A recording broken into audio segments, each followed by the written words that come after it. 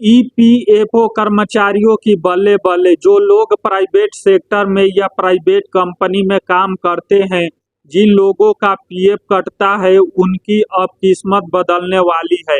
अगर आपका भी पीएफ कटता है तो यह वीडियो शुरू से लास्ट तक देखें, क्योंकि आने वाले समय में आपको यह जानकारी होना बेहद जरूरी है। ईपीएफओ ने लाया है स्पेशल स्कीम। जानिए कैसे मिलेगा सालों पुराना पीएफ, पेंशन और इंश्योरेंस का फायदा। क्या आपकी कंपनी ने आपका पीएफ काटना छोड़ दिया था? ईपीएफओ ने 2009 से 2026 के बीच छूटे हुए कर्मचारियों को पीएफ, पेंशन और इंश्योरेंस के दायरे में लाने के लिए बड़ा अभियान शुरू किया है। 31 अक्टूबर 2026 तक कंपनियों के पास 17 साल पुराना रिकॉर्ड सुधारने का यह आखिरी मौका है। जानिए उमंग ऐप से केवल फेस ऑथेंटिकेशन के जरिए यूएएन बनाने की आसान प्रक्रिया और इस छूट का पूरा फायदा।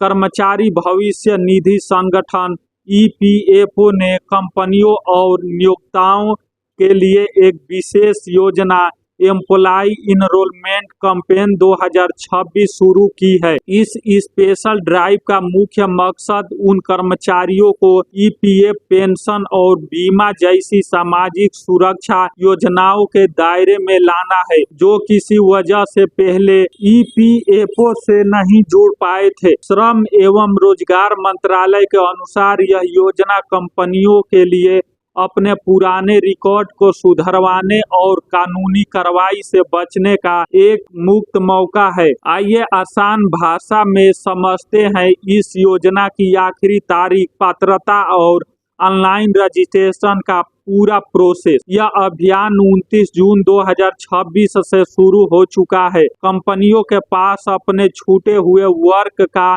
रजिस्ट्रेशन कराने के लिए 31 अक्टूबर 2026 तक का समय है। इस ड्राइव के तहत 1 अप्रैल 2009 से 31 मार्च 2026 के बीच छूटे हुए कर्मचारियों को रेगुलाइज किया जा सकता है।